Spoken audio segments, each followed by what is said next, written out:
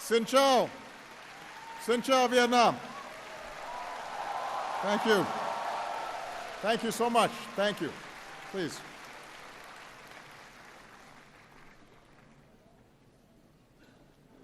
To the government and the people of Vietnam, thank you for this very warm welcome and the hospitality that you've shown me on this visit.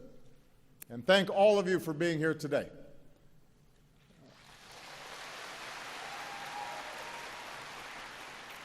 We have Vietnamese from across this great country, including so many young people who represent the dynamism and the talent and the hope of Vietnam.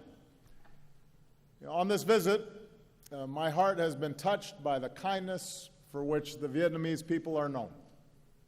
And the many people who've been lining the streets, smiling and waving, I feel the friendship between our peoples. Last night, I visited the old quarter here in Hanoi and enjoyed some outstanding Vietnamese food, tried some bún cha.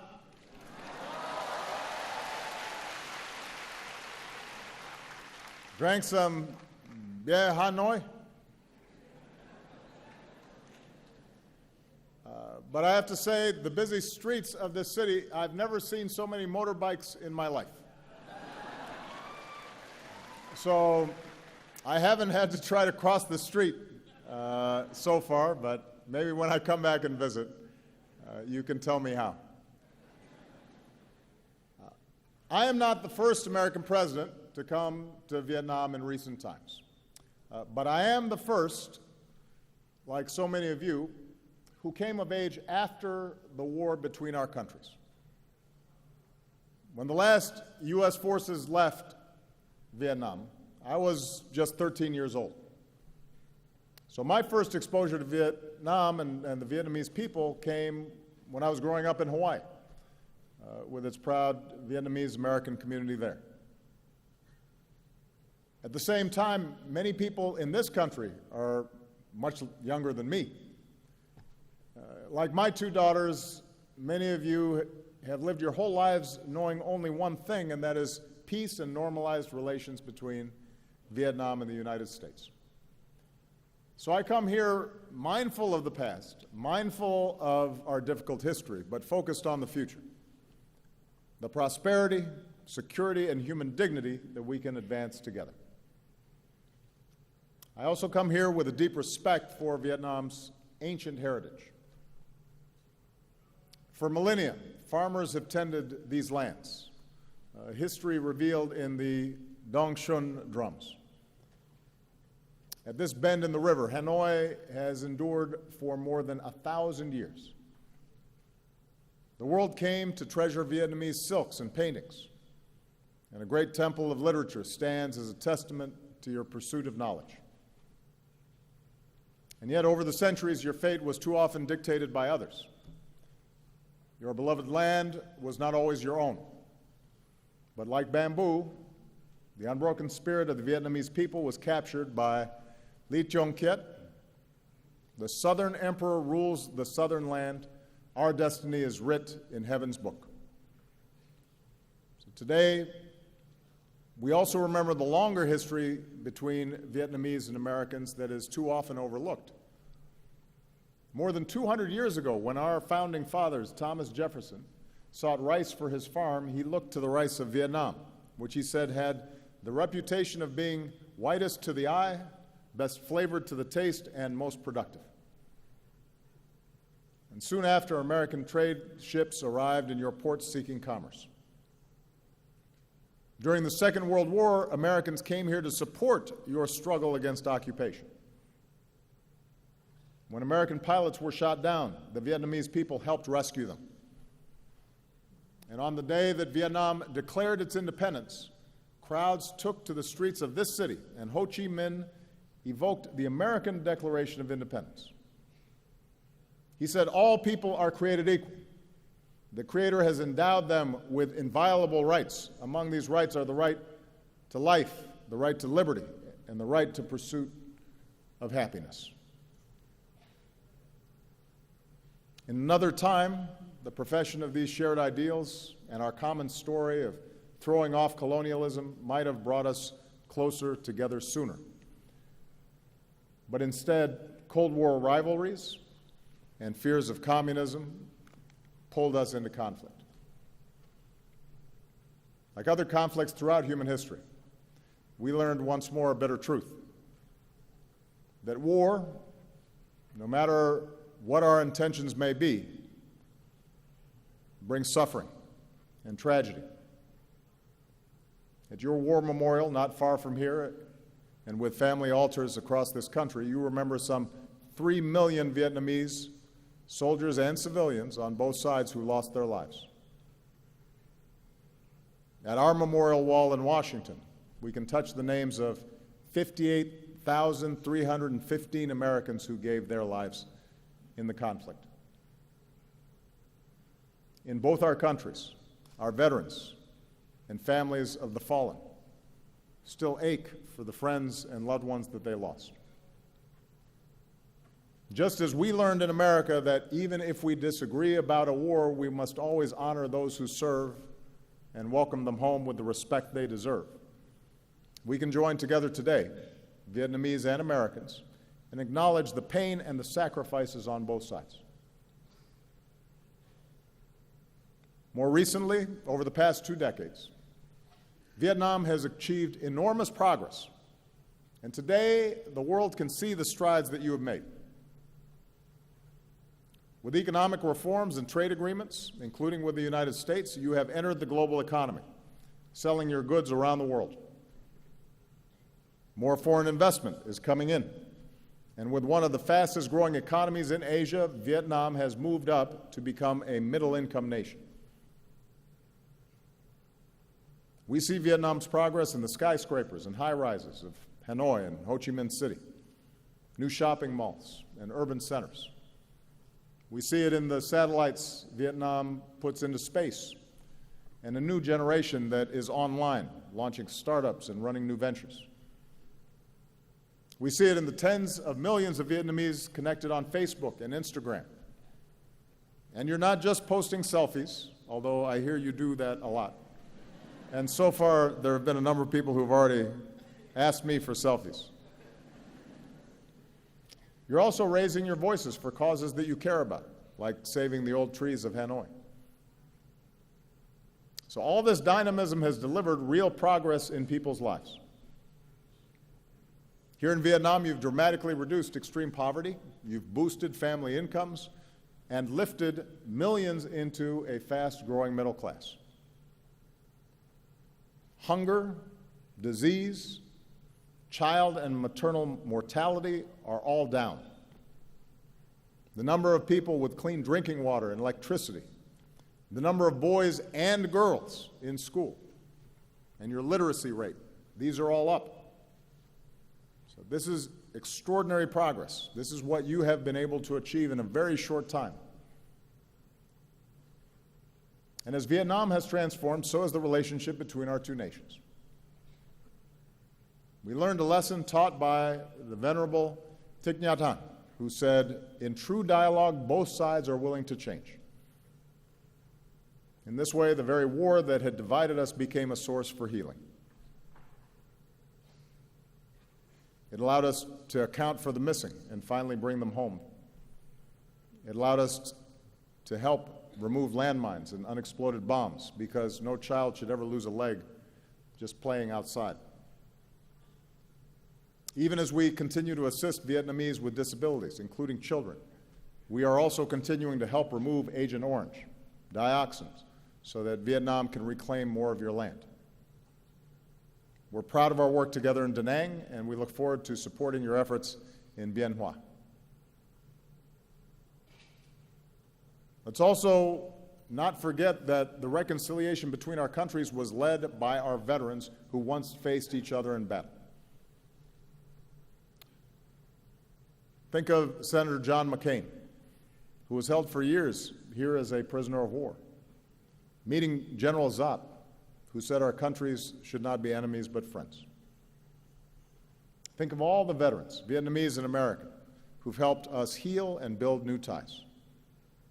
Few have done more in this regard over the years than a former Navy lieutenant and now Secretary of State for the United States, John Kerry, who is here today, and on behalf of all of us, John, we thank you for your extraordinary efforts.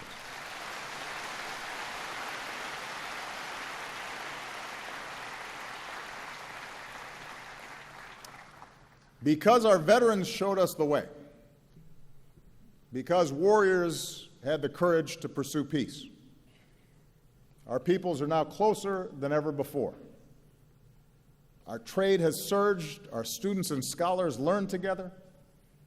We welcome more Vietnamese students to America than from any other country in Southeast Asia. And every year you welcome more and more American tourists, including young Americans with their backpacks, to Hanoi's 36 streets and the shops of Hoi An and the imperial city of Hue. As Vietnamese and Americans, we can all relate to those words written by Van Cao. From now, we know each other's homeland. From now, we learn to feel for each other. As president, I've built on this progress. With our new comprehensive partnership, our governments are working more closely together than ever before. And with this visit, we've put our relationship on a firmer footing for decades to come. In a sense, the long story between our two nations that began with Thomas Jefferson more than 2 centuries ago has now come full circle. It's taken many years and required great effort. But now we can say something that was once unimaginable. Today, Vietnam and the United States are partners. And I believe our experience holds lessons for the world. At a time when many conflicts seem intractable, seem as if they will never end, we have shown that hearts can change and that a different future is possible when we refuse to be prisoners of the past. We've shown how peace can be better than war. We've shown that progress in human dignity is best advanced by cooperation and not conflict. That's what Vietnam and America can show the world. Now, America's new partnership with Vietnam is rooted in some basic truths. Vietnam is an independent, sovereign nation, and no other nation can impose its will on you or decide your destiny.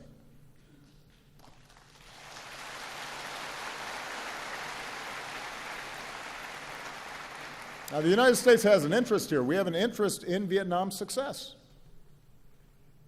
But our comprehensive partnership is still in its early stages. And with the time I have left, I want to share with you the vision that I believe can guide us in the decades ahead.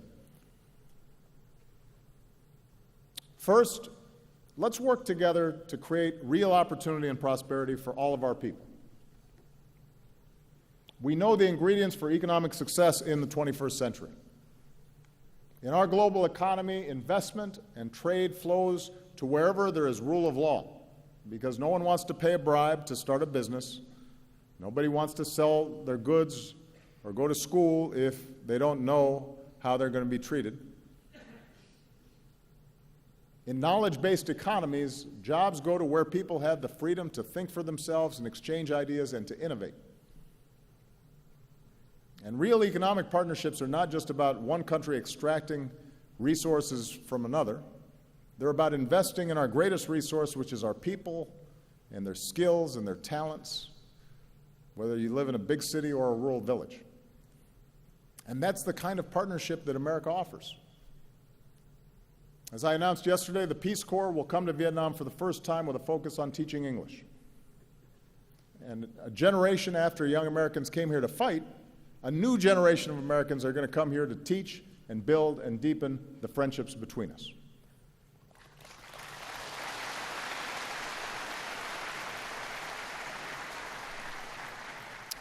Some of America's leading technology companies and academic institutions are joining Vietnamese universities to strengthen training in science, technology, engineering, mathematics, and medicine. Because even as we keep welcoming more Vietnamese students to America, we also believe that young people deserve a world-class education right here in Vietnam. It's one of the reasons why we're very excited that this fall the new Fulbright University Vietnam will open in Ho Chi Minh City, this nation's first independent nonprofit university. where there will be full academic freedom and scholarships for those in need.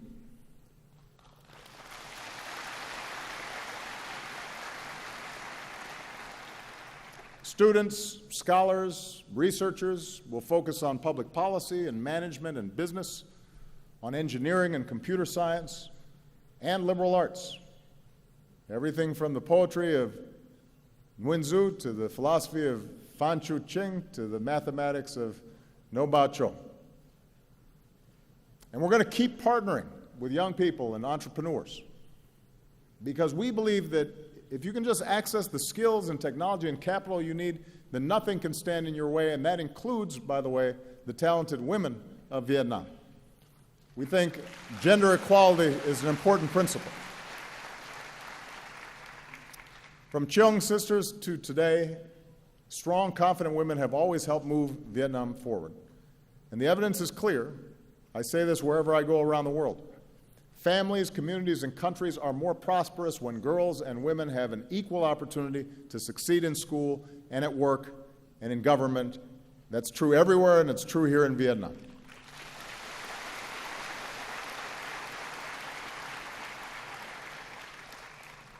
We'll keep working to unleash the full potential of your economy with the Trans-Pacific Partnership. Now, here in Vietnam, TPP will let you sell more of your products to the world, and it will attract new investment. TPP will require reforms to protect workers and rule of law and intellectual property. And the United States is ready to assist Vietnam as it works to fully implement its commitments. I want you to know that as President of the United States, I strongly support TPP because you'll also be able to buy more of our goods, made in America. Moreover, I support TPP because of its important strategic benefits. Vietnam will be less dependent on any one trading partner and enjoy broader ties with more partners, including the United States.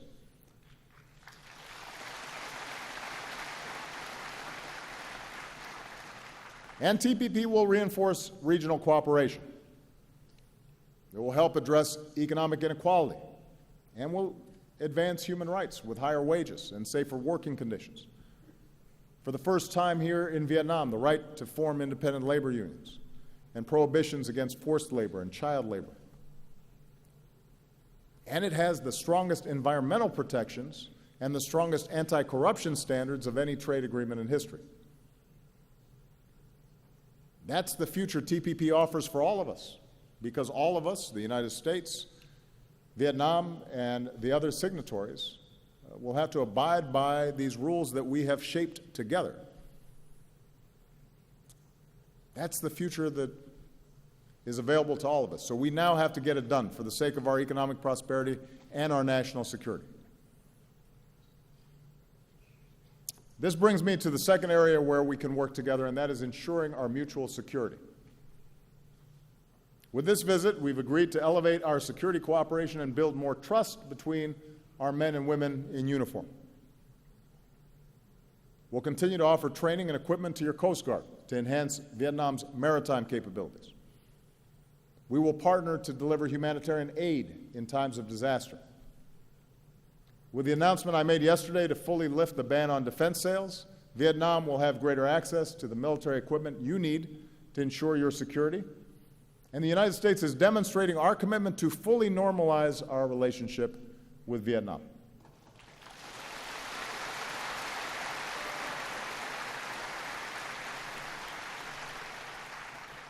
More broadly, the 20th century has taught all of us, including the United States and Vietnam, that the international order upon which our mutual security depends is rooted in certain rules and norms. Nations are sovereign, and no matter how large or small a nation may be, its sovereignty should be respected, and its territory should not be violated. Big nations should not bully smaller ones. Disputes should be resolved peacefully.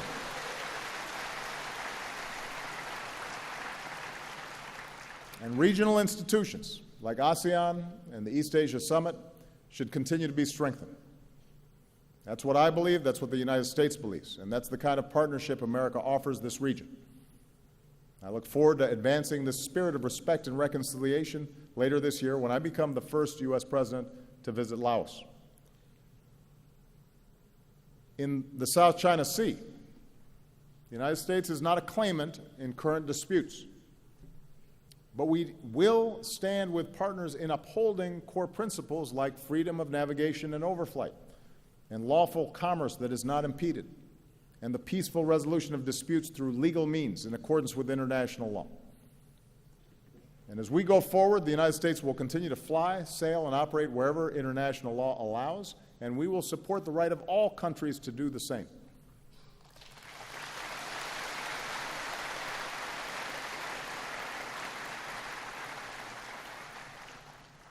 Now, even as we cooperate more closely in the areas I've described, our partnership includes a third element: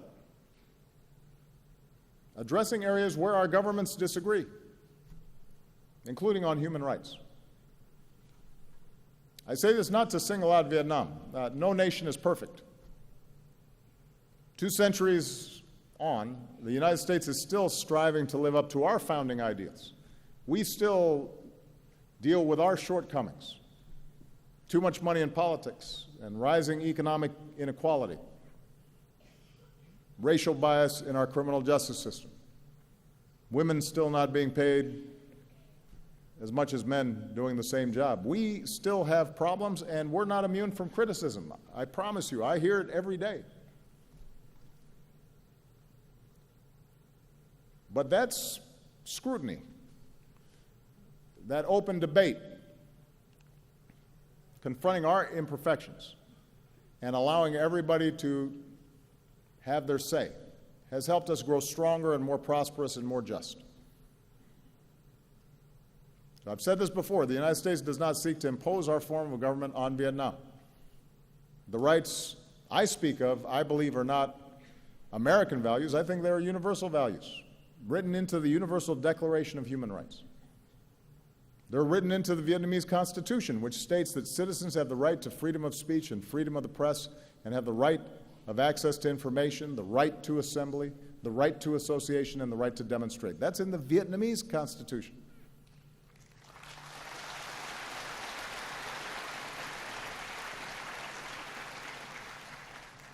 So really, this is an issue about all of us, each country, trying to consistently apply these principles,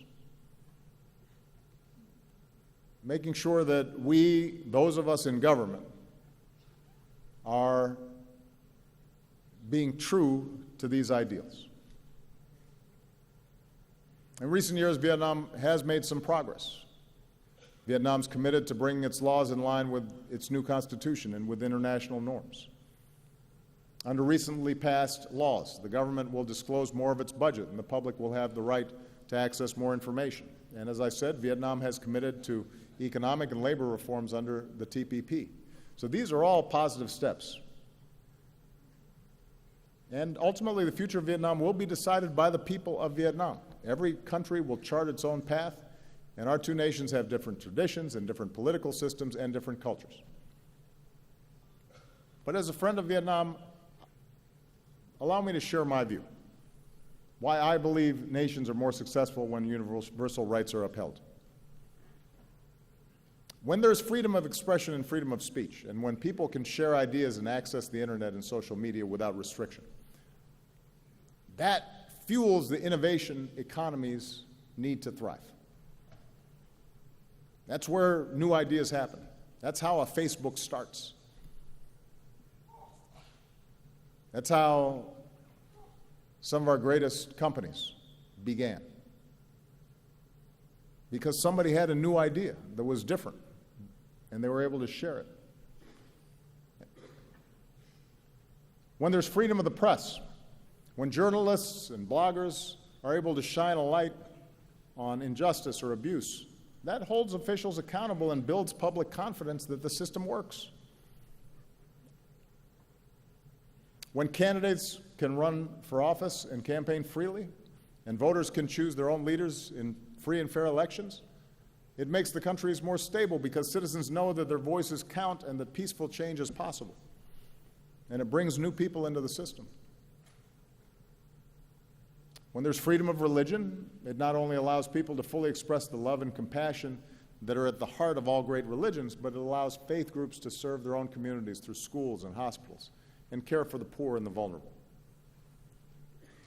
And when there's freedom of assembly and citizens are free to organize in civil society, then countries can better address challenges that government sometimes cannot solve by itself. So it is my view that upholding these rights is not a threat to stability, but actually reinforces stability and is the foundation of progress.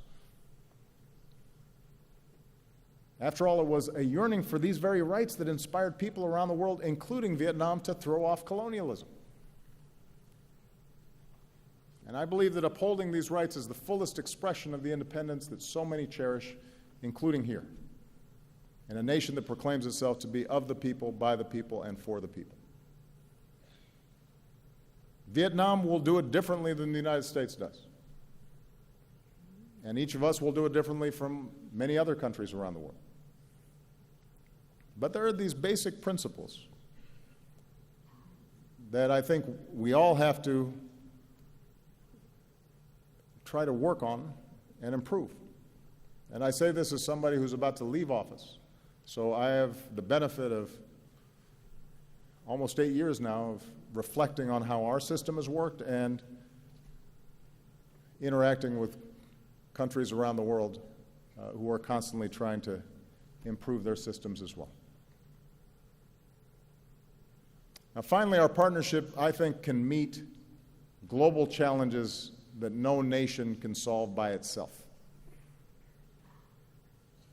If we're going to ensure the health of our people and the beauty of our planet, then development has to be sustainable. Natural wonders like Ha Long Bay and Sun Dong Cave have to be preserved for our children and our grandchildren. Rising seas threaten the coasts and waterways on which so many Vietnamese depend. And so, as partners in the fight against climate change, we need to fulfill the commitments we made in Paris, and we need to help farmers and villages and people who depend on fishing to adapt and to bring more clean energy to places like the Mekong Delta. This is a rice bowl of the world that we need to feed future generations. And we can save lives beyond our borders. By helping other countries strengthen, for example, their health systems, we can prevent outbreaks of disease from becoming epidemics that threaten all of us. And as Vietnam deepens its commitment to UN peacekeeping, the United States is proud to help train your peacekeepers. And what a truly remarkable thing that is. Our two nations that once fought each other now standing together and helping others achieve peace as well. So in addition to our bilateral relationship, our partnership also allows us to help shape the international environment in ways that are positive. Now, fully realizing the vision that I've described today is not going to happen overnight, and it is not inevitable.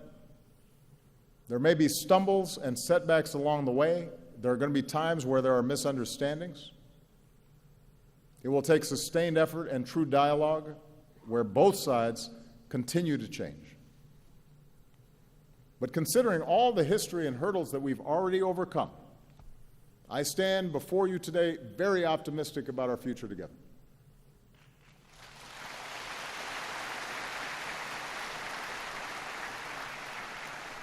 And my confidence is rooted, as always, in the friendship and shared aspirations of our peoples. I think of all the Americans and Vietnamese who have crossed a wide ocean, some reuniting with families for the first time in decades, and who, like Jin Kong Sun said in his song, have joined hands in opening their hearts and seeing our common humanity in each other.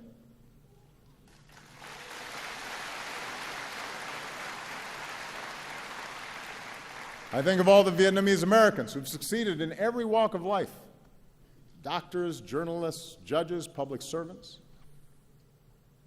One of them, who was born here, wrote me a letter and said, "By God's grace, I've been able to live the American dream.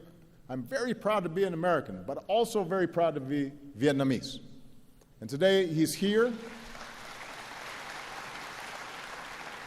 Today he's here, back in the country of his birth, because he said his personal passion is improving the life of every Vietnamese person. I think of a new generation of Vietnamese, so many of you, so many of the young people who are here, who are ready to make your mark on the world. And I want to say to all the young people listening, your talent, your drive, your dreams, in those things Vietnam has everything it needs to thrive. And your destiny is in your hands. This is your moment, and as you pursue the future that you want, I want you to know that the United States of America will be right there with you as your partner and as your friend.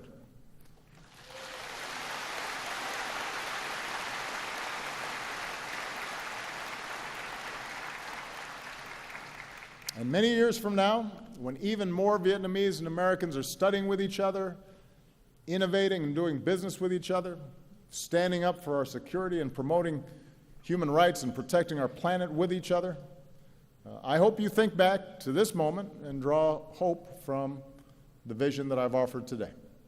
Or, if I can say it another way, in words that you know well from the tale of Kieu, please take from me this token of trust so we can embark upon our 100-year journey together. Kamun Chak Van. Thank you very much. Thank you, Vietnam. Thank you.